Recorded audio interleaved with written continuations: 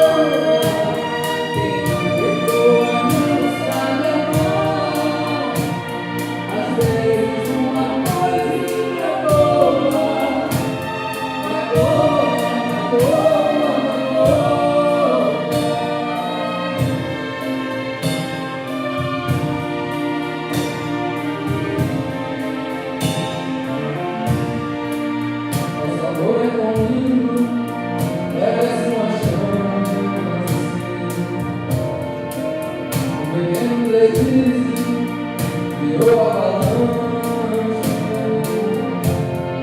há dias que acho que vai ter fim. Só penso em você já, não lembro de mim, já esqueci de viver, não dá pra esquecer, não dá.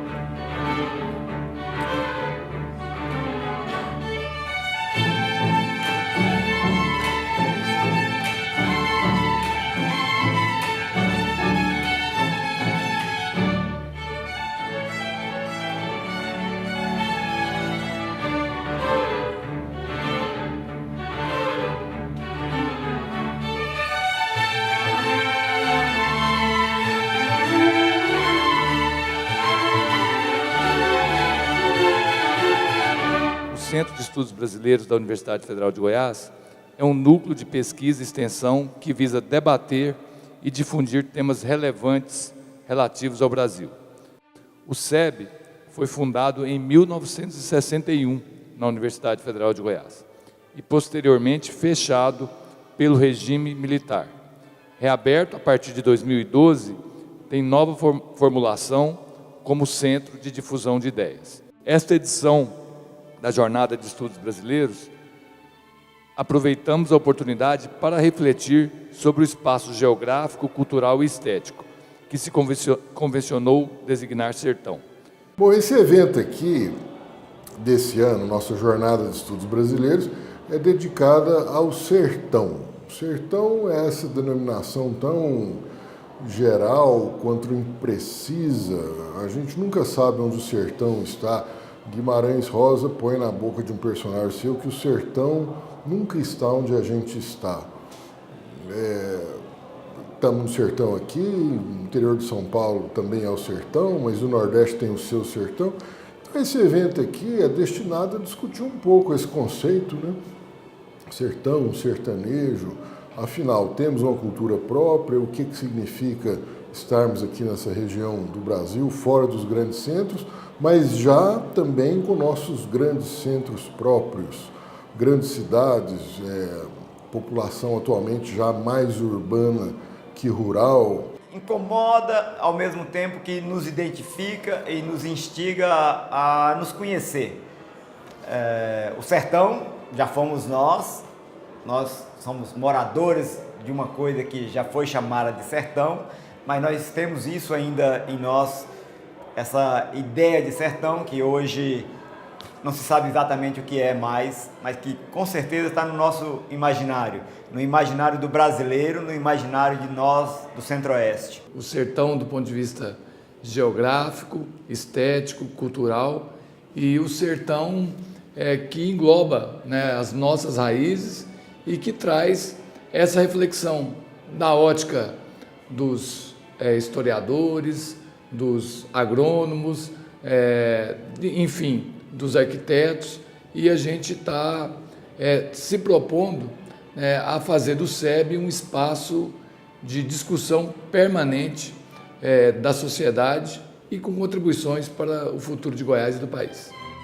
Nunca é demais repetir que sons e imagens, em alguns casos, podem ser mais altissonantes que muitas palavras. Hoje ouviremos um belo concerto em que juntamos a voz do interior do sertão à tradição musical ocidental. Agora ouviremos a fala do fundador e primeiro diretor do SEB, Gilberto Mendonça Teles. Em tempo, quero agradecer à Sociedade Cultural Elísio e aos meus colegas do Centro de Estudos Brasileiros, em especial o professor Anselmo Pessoa, que se dedicou de forma integral nos últimos dias para a realização desse evento. Tenham uma boa noite a todos e muito obrigado.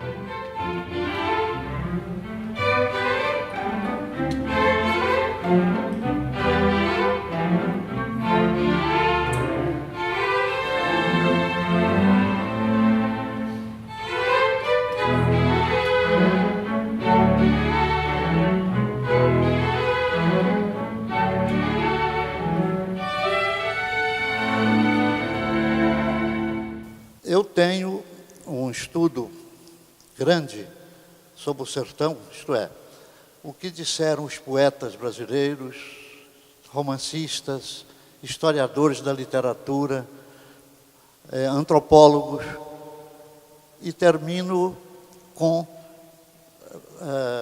Euclides da Cunha e Guimarães Rosa.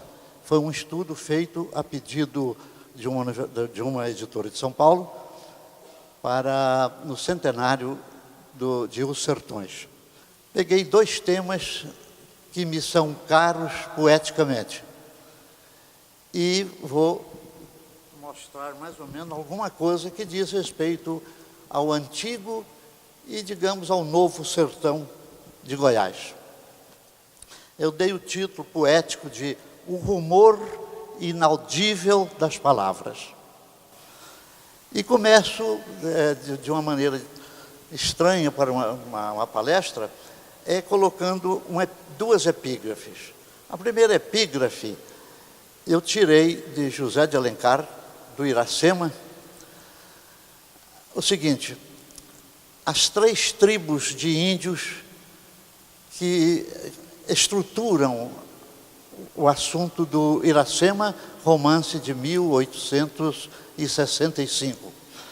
Então, Alencar diz: os índios que habitavam o litoral, os pitiguaras, isto é, comedores de camarão, piti, camarão, no Tupi, os índios que habitavam o sertão ou o interior, os tabajaras, senhores da aldeia, e os índios a que davam o nome geral de tapuias. Isto é, não índios, indivíduos que vinham de fora, franceses, holandeses, pessoas, portugueses também, os perôs. Então, isso é a estrutura do romance de Alencar, o famoso romance de Alencar. Curioso que quando eu tinha meus 12 ou 13 anos, morando aqui no interior de Goiás, eu quis ler o Iracema. E minha mãe diz, você está muito cedo para ler Iracema. Eu demorei a compreender por quê. Depois é porque eu vi que tinha cenas amorosas. E minha mãe me falou, deixa para você ler depois dos 17 anos. Na verdade, eu li dos 16 anos. A outra epígrafe é o seguinte, numa aula, na PUC do Rio, eu estava falando sobre... Os alunos me perguntou sobre a diferença entre vocábulo, palavra, nome e termo. Eles faziam confusão. E muita gente continua fazendo confusão. Dei a explicação, ela está no texto, que quando publicar se pode ver melhor. Falo sobre o vocábulo, sobre a palavra, sobre o nome e, sobretudo, ponho ênfase na palavra termo, da linguagem científica. A sua preocupação de univocidade, de um sentido com uma ideia só, da ciência. No final, o comentário de um dos alunos, não sei se foi o mais inteligente deles, foi o de que os professores e estudiosos acabam complicando a realidade da língua, pois, na opinião desse aluno, seria muito mais fácil deixar que cada um falasse com toda a liberdade possível. A gramática, para ele, só serve para atrapalhar a espontaneidade das pessoas. Correram aí os comentários.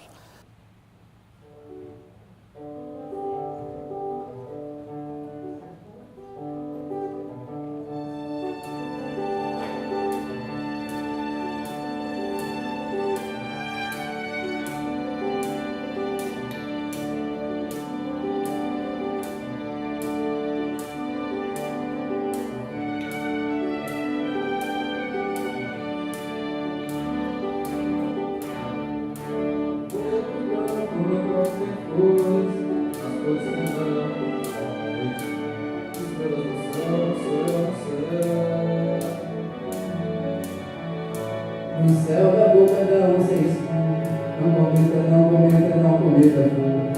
Pimenta malagueta não é pimentão, tão, tão.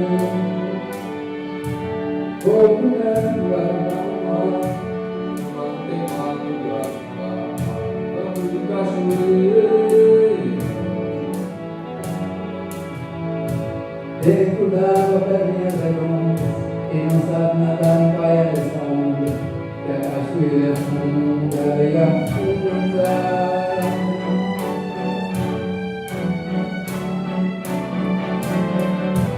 Eu sou da ajuda, mas eu fico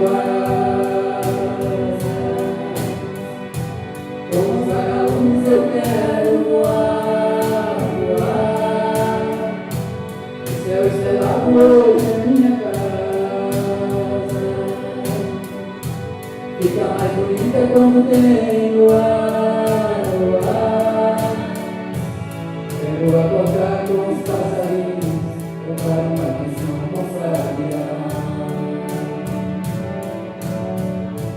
Quero acordar com os passarinhos, cantar uma canção com sabiá.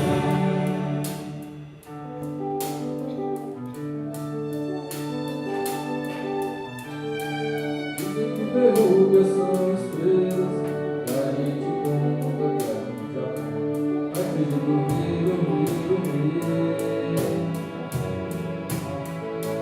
Eu tenho contado, mas eu tenho nascido. Isso é a história de nariz comprido.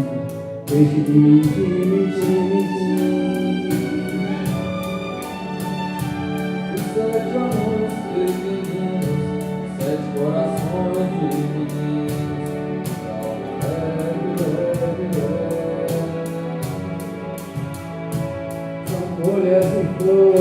vem, o sorriso sempre vem, pra brincar de neve, neve, neve.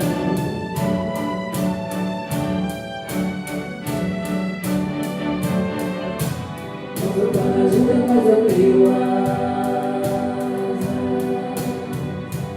Com os vagalumes eu quero voar, voar. O céu estrelado hoje é minha casa. Fica mais bonita quando tem o mar. Quero acordar com os passarinhos, dar uma canção com sabiá. Quero acordar com os passarinhos, dar uma canção com sabiá. Queremos, cantar uma canção com sabiá.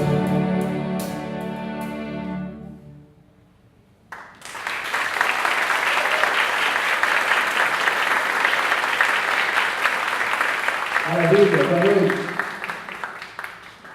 Foi um enorme prazer participar desse projeto que mistura música sertaneja com música erudita.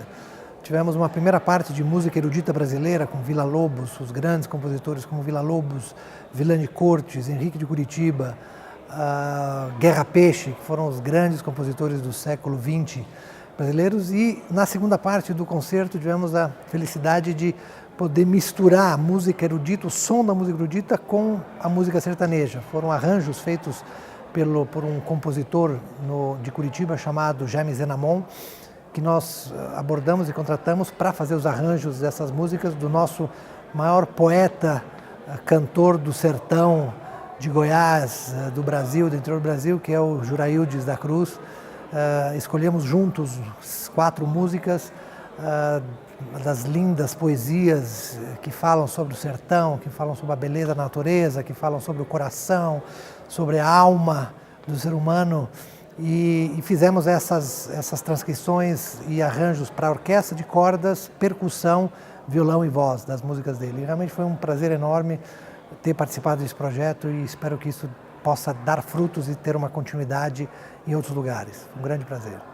Então, essa oportunidade do meu pai, Juraildes da Cruz, estar cantando, acompanhado com a orquestra, para nós que assistimos e para mim que também participei, foi um grande presente. Uma oportunidade de grande valor, porque cantar com a orquestra é uma coisa assim bastante diferente, sabe? Enriquece, é uma música que toca na alma, toca no coração, né? Traz uma harmonia sublime mesmo e para nós tem sido uma oportunidade de grande valor, assim, um momento de felicidade na vida do meu pai, na carreira dele, de estar podendo ser tão bem acompanhado assim dessa maneira.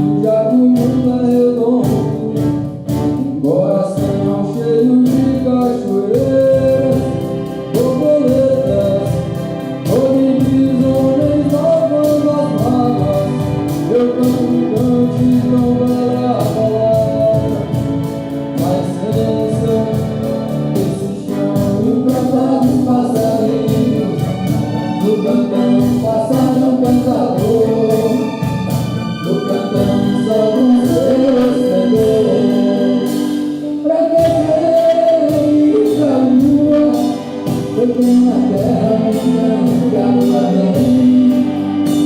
Pra que querer ir pra lua, se tem um cantão, lua cheia bem.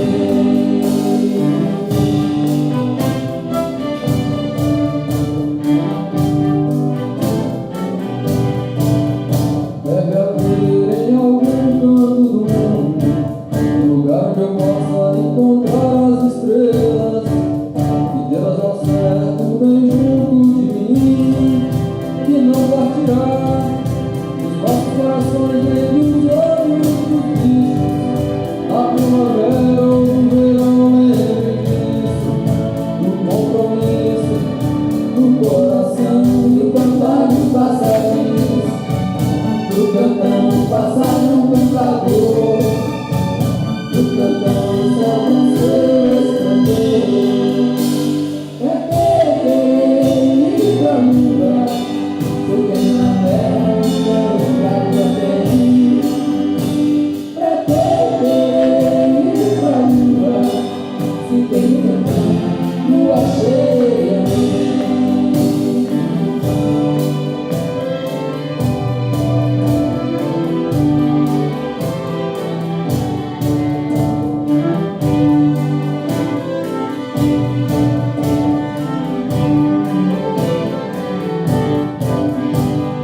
Pois é, tocar com orquestra é assim, tipo, parece que de repente tudo vira primavera.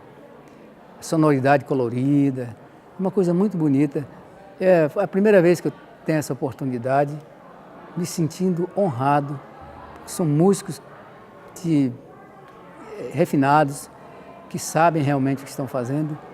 Me deram um presente que eu quero fazer por onde, quem sabe registrar um dia um trabalho com orquestra, fazer um CD, fazer um registro, né? Eu estou muito feliz por esse convite, né, do maestro Alessandro Borgomaneiro ter me convidado, e muito bom, só beleza, maravilha.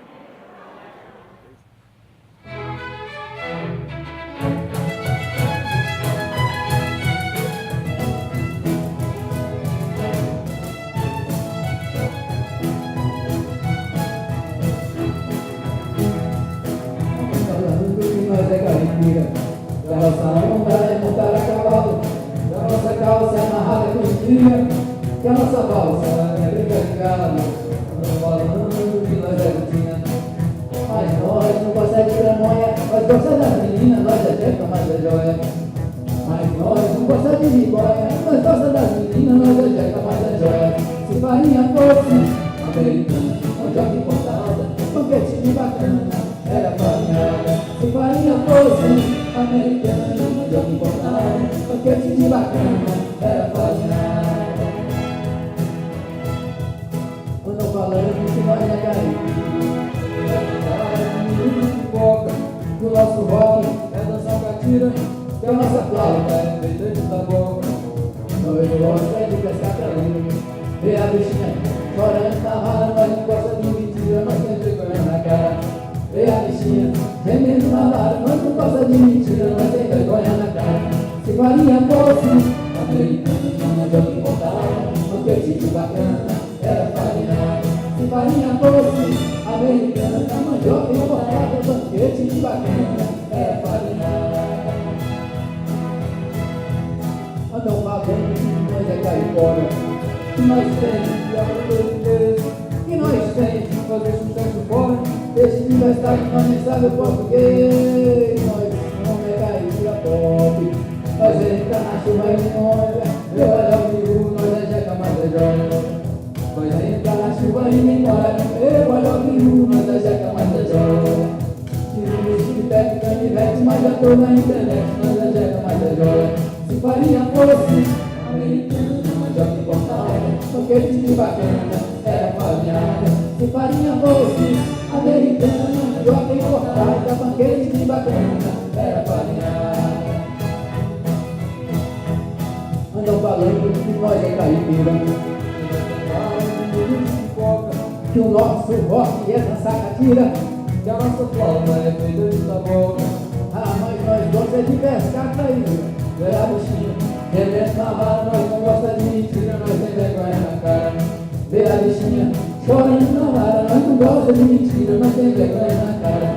Se farinha fosse americana, mandioca importada, banquete de bacana, era farinhada. Se farinha fosse americana, mandioca importada, banquete de bacana, era farinhada. Andam falando que nós temos de aprender inglês, que nós temos de fazer sucesso fora, deixe que Vescarinha nem sabe o português.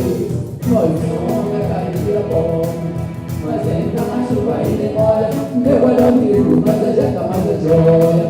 Nós entra na chuva e demora, meu olhar amigo, nós ejeta mais a joia. Tira o bicho de pé com canivete, mas eu tô na internet, nós ejeta mais a joia. Se farinha fosse americana, mandioca importada, banquete de bacana, era farinhada. Se farinha fosse americana, mandioca importada, banquete de bacana, era farinhada. Se farinha fosse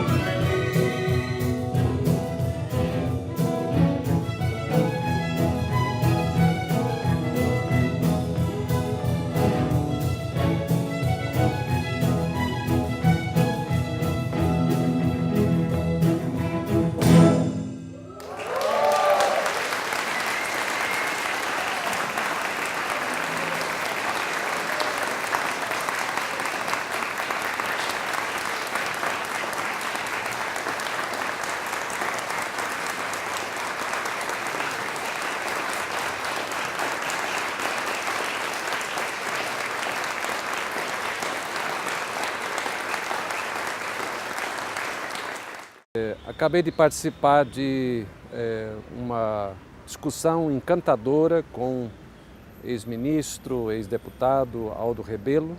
Atendi um convite muito gentil do reitor Edivar para que eu estivesse aqui mediando essa discussão nessa manhã sobre o tema do sertão.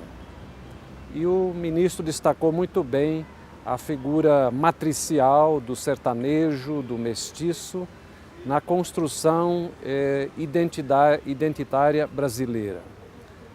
Lamentou ele que a discussão crítica sobre a presença e a permanência resiliente do sertanejo e do mestiço não esteja acompanhado da devida reflexão crítica, tanto é que foi dizendo que uma de suas esperanças é que haja sertanejos intelectuais, como ele certamente é. Então, nós vivemos assim um momento de boas relações interinstitucionais, de forma que de bom grado eu aceitei esse convite do honroso, do amigo e reitor Edivar, e assim também executamos um conjunto de outras ações no sentido do fortalecimento interinstitucional. É isso aí, para mim, a retirada dessas horas da rotina de gestão me valeu o dia e certamente a reflexão crítica ela vai ter uma sobrevida para os próximos tempos.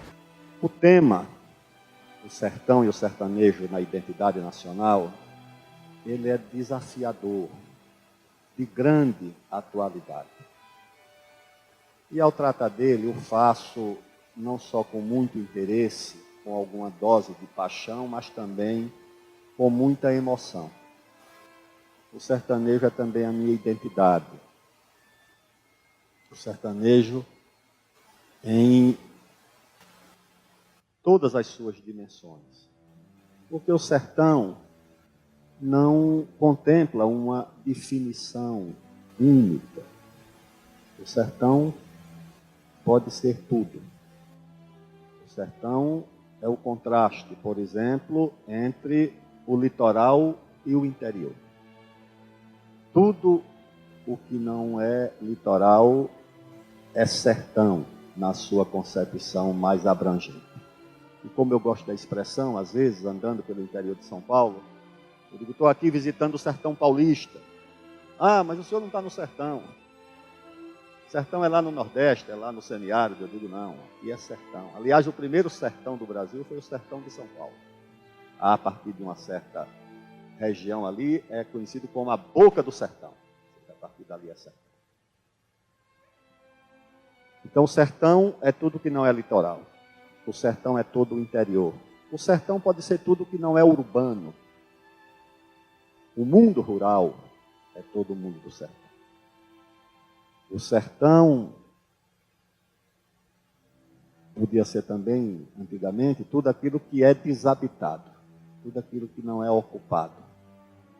O ermo, tem um poema do Vinícius de Moraes, com a música de Tom Jobim, em homenagem à Brasília, dos anos 60, muito bonito.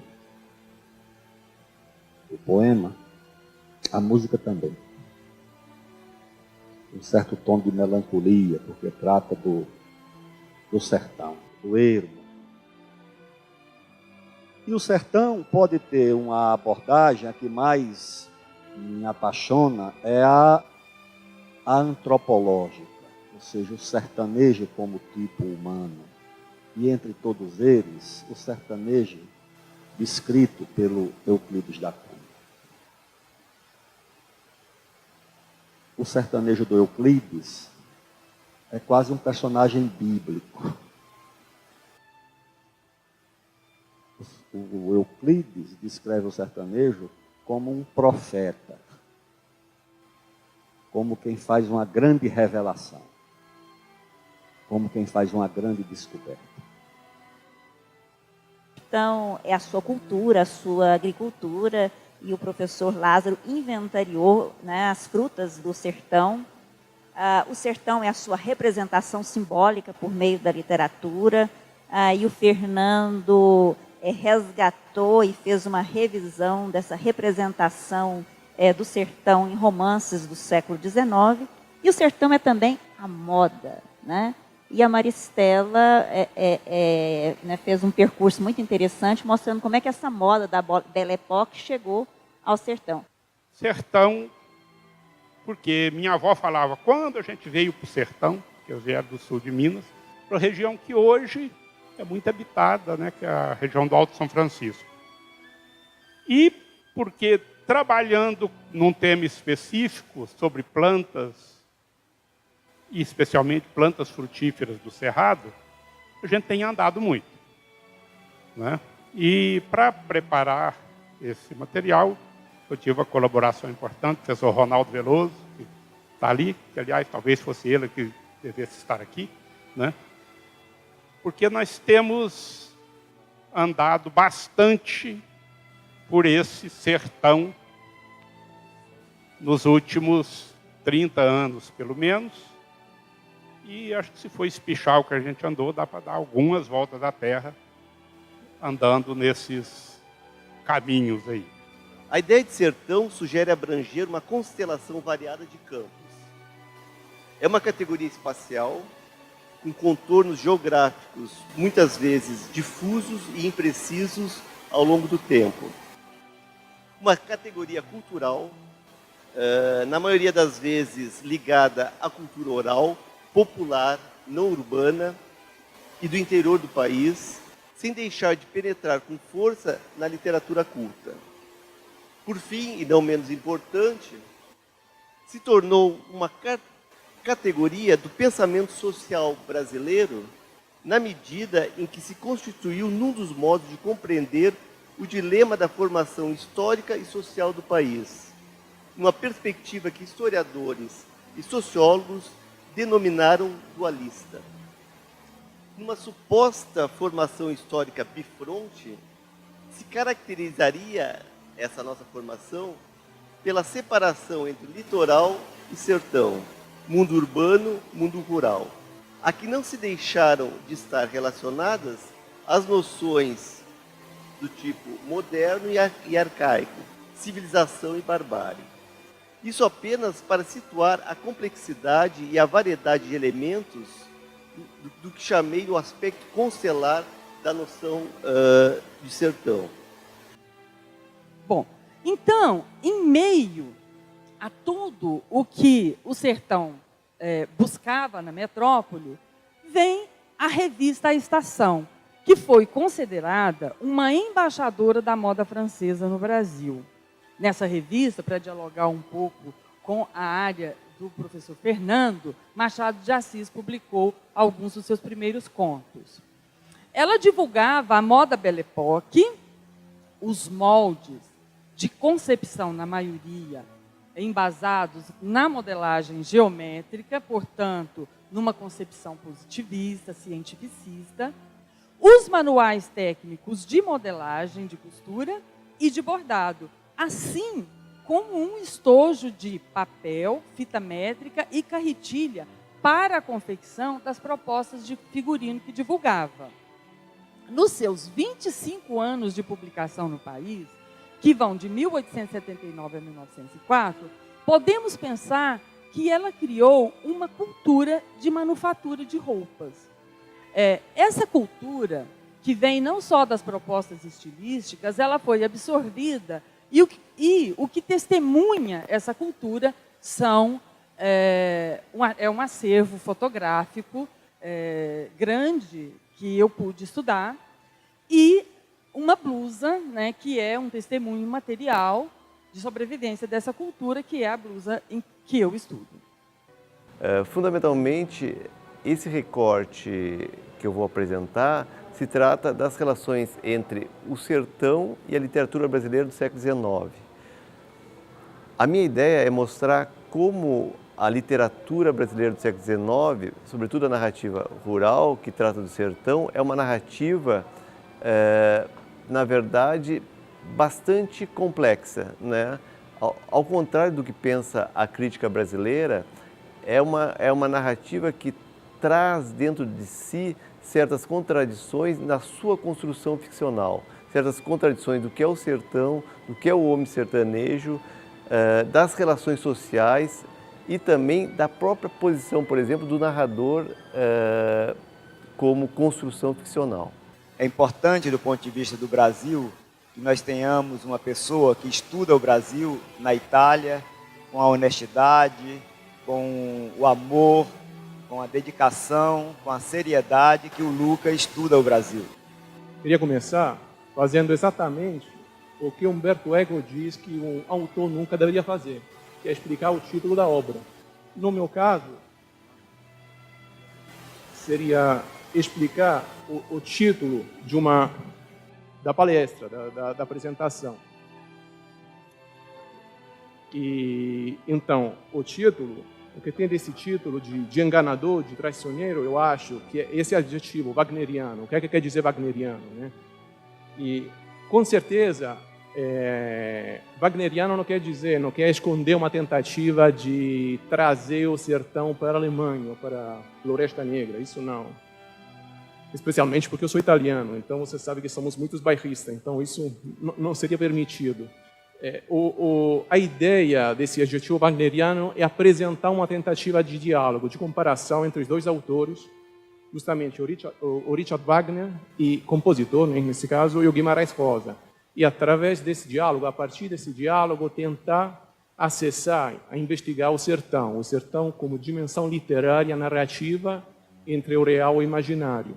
Eu queria dizer que faz pouco tempo eu estive na África, nas Ilhas do Cabo Verde, para fazer uma fala sobre indagação e reflexão, investigação. Parecia muito vago, mas é muito parecido com o daqui, com investigação sobre as coisas do mundo, a condição do homem hoje. E nesse sentido, figurativizando a ideia do sertão, o sertão traz essa tensão dialética. E eu não poderia deixar de falar um pouco, foi muito pouco, porque era uma mesa redonda, mas até essa tensão dialética entre o sujeito, o que eu chamaria de, eu nem falei isso, mas de individuação na concepção junguiana, né? Quer dizer, e a universalidade, que ultrapassa a esfera do regionalismo. Por isso que é um tema de que nós, que somos homens que pensamos, eu sou um escritor, um teórico, sou poeta, a gente não pode se eximir desse tipo de reflexão. Eu sempre trabalhei com a questão da cultura e do ambiente, que para mim são um conceito só muda o nome. Sempre trabalhei muito com isso e sempre tive uma percepção da paisagem lato sensu. Eu me lembro que eu cheguei com as pessoas do IFAM na Serra Dourada, aí nos mostraram a Tibuquina papeífera, que é uma planta da família das quaresmeiras, é uma melastomatácea, e é uma quaresmeira ela. E ela solta um papel branco no tronco dela. Aí as pessoas do IFAM falam, olha que lindo, e foram cortando, arrancando um pedaço. E que isso? Imagina se levasse alguém da área da biologia numa igreja e falasse isso aqui é um santo, é um florão, e as pessoas fossem arrancando. Pior ainda, porque isso tem vida. As pessoas não caem a ficha do que realmente é a natureza e o que tem que ser o respeito à natureza. Elas entendem muito o respeito à cultura. Mas toda a cultura é feita em cima de elementos, matéria-prima da natureza, direto ou indiretamente se inspira na natureza, não é? Eu não vejo diferença entre os dois conceitos, natureza, cultura e meio ambiente.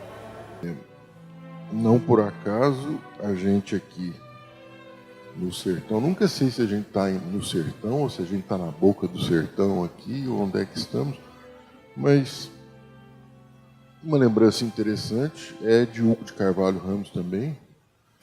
A professora Albertina tem vários estudos sobre ele, que foi mencionado aqui também.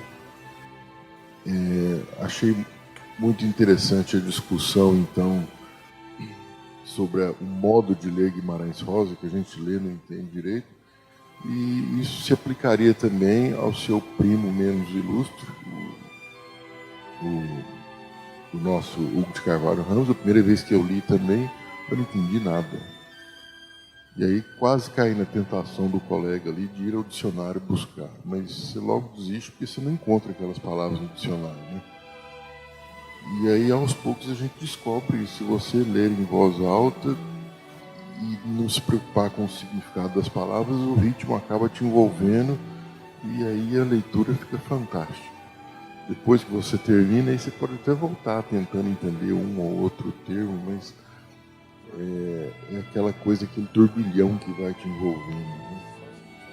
E o sertão tem raízes eruditas muito profundas. Acho que eu estava entendendo enquanto o professor falava que o sertão é um bioma literário. Nós temos biomas ecológicos. Infelizmente, o Cerrado, a Caatinga e os Pampas, ou Pampa, não foram protegidos pela Constituição Federal. Assim também nós temos biomas literários que a gente ouve desde criança, a selva, jungle, né? O deserto, as tundras, a gente nem sabe o que é isso, estepe, e o sertão é isso. Eu fiquei pensando durante dias na pluralidade do Euclides da Cunha, né? E com a sua mesma feição. Quer dizer, que eu dizia, não é de tanto gosto meu, apesar da sua relevância, mas eu acho que é o plural. Esse plural dos sertões me incomoda, porque fica do Merleau-Ponty seria um espaço espacializado. E eu gosto muito do espaço espacializante, né? Então, o espacializante na concepção do Merleau-Ponty. E aí, então, o Guimarães Rosa, né? Claro, quem não quer falar de Guimarães Rosa, né? Numa jornada sobre o sertão, né? Então, quer dizer, pululam os exemplos, né? É lógico que há, ou não tantos assim, mas há pensadores como Ariano Suassuna, que eu acho que é um nome que tem que ser lembrado, né? Sobretudo considerando a questão do imaginário. O imaginário que é esse lugar para onde. Eu gosto muito dessa concepção nada do imaginário. Daí porque o sertanejo fala pouco. As palavras de pedra ulceram a boca. E no idioma pedra se fala doloroso. O natural desse idioma fala a força. Daí também porque ele fala devagar. Tem de pegar as palavras com cuidado, confeitá-las na língua, reboçá-las, pois toma tempo todo esse trabalho. Hoje em dia, na cotidianeidade, né, no cotidiano mesmo, não se fala mais em sertão, só se fala em cerrado. Né? A gente hoje tem nas propagandas de televisão, a gente tem nas propagandas políticas dos povos do cerrado. Né? Cerrado parece que é um vocábulo de hoje, né? E não mais sertão. Então, eu me aventuro num texto, né? Até já publiquei alguma coisa nesse sentido, mas ainda é um texto muito inicial de pesquisa, a pensar um pouco isso, essa troca do sertão pelo cerrado. Como é que, de onde vem isso? Né? E aí aventar algumas hipóteses. Muito obrigada mesmo pela presença de todos. Queremos mais uma vez agradecer aos nossos apoiadores, Jornal A Redação, IFAM, Centro Cultural da UFG, Pró-Reitoria de Extensão e Cultura e Universidade Federal de Goiás. Convidamos a todos para nos dirigirmos à Galeria de Artes, anexa aqui ao Centro Cultural, onde teremos a abertura da exposição Céus e Nós de Eliezer Sturm.